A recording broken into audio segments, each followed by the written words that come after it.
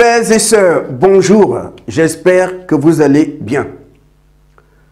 Je rends grâce à Dieu de ce qu'il a apporté de la lumière sur cette histoire du prophète tué par la foudre sur une montagne. Merci Seigneur, parce que tu as voulu qu'on connaisse la vérité. Vous savez, lorsqu'on m'avait parlé de ça, qu'un prophète est allé faire une retraite sur une montagne et que la foudre l'a tué. Quand j'ai appris ça, j'ai eu tout de suite un doute. Souvenez-vous de cet échange entre Jésus et la femme samaritaine à côté du puits d'eau. La samaritaine a dit à Jésus, nos pères adoraient sur cette montagne, mais vous dites que c'est à Jérusalem qu'il faut aller adorer. Jésus lui a dit, femme, l'heure vient, et elle est déjà venue, où les vrais adorateurs adoreront le Père.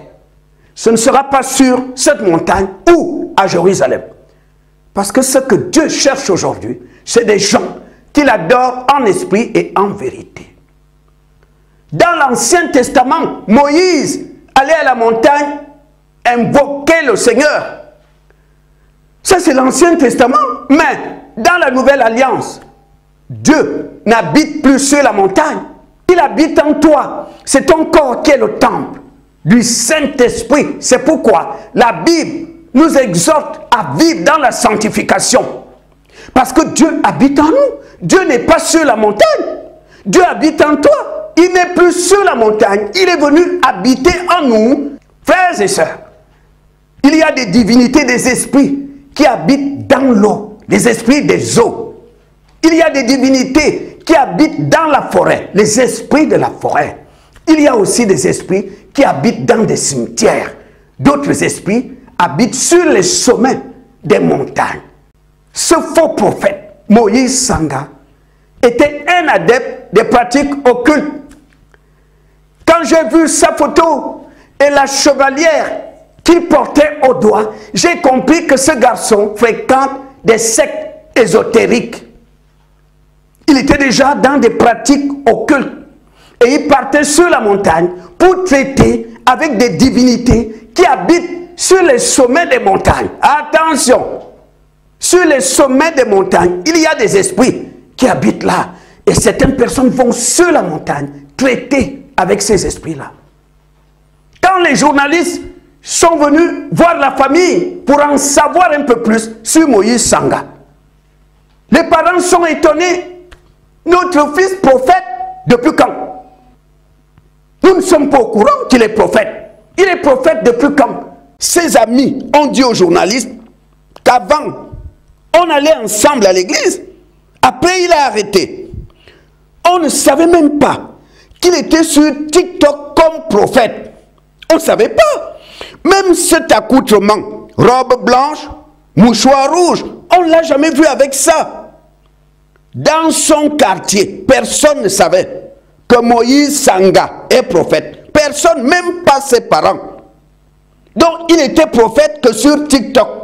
Le problème, c'est qu'il paraît que jusqu'aujourd'hui, d'autres jeunes continuent d'aller discrètement prier sur la même montagne. Des jeunes qui étaient avec lui dans la même secte. Je dis aux parents, soyez responsables, chers parents.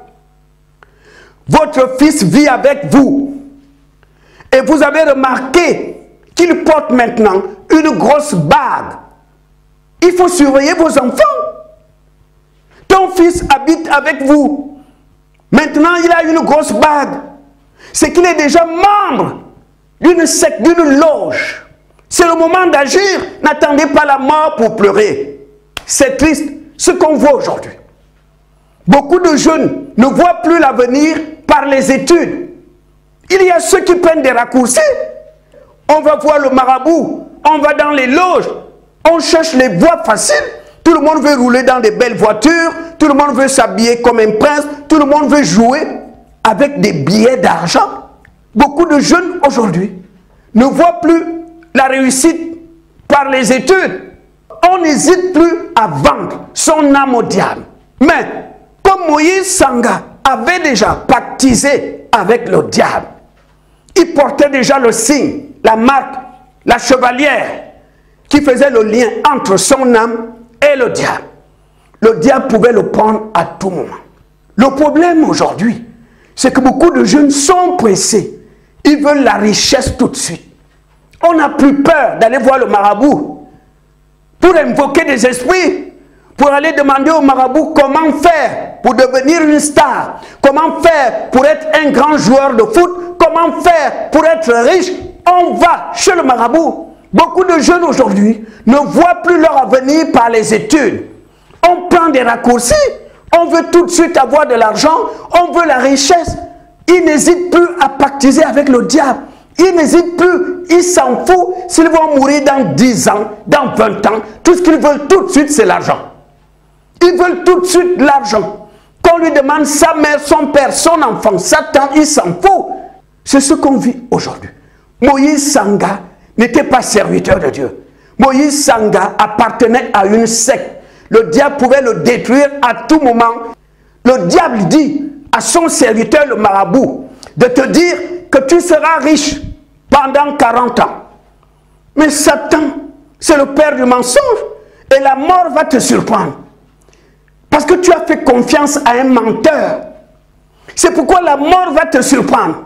Satan est le père du mensonge. Il dit au marabout de te dire que tu seras dans l'abondance financière pendant 20 ans. Mais le diable peut te prendre 4 ans après, 10 ans après.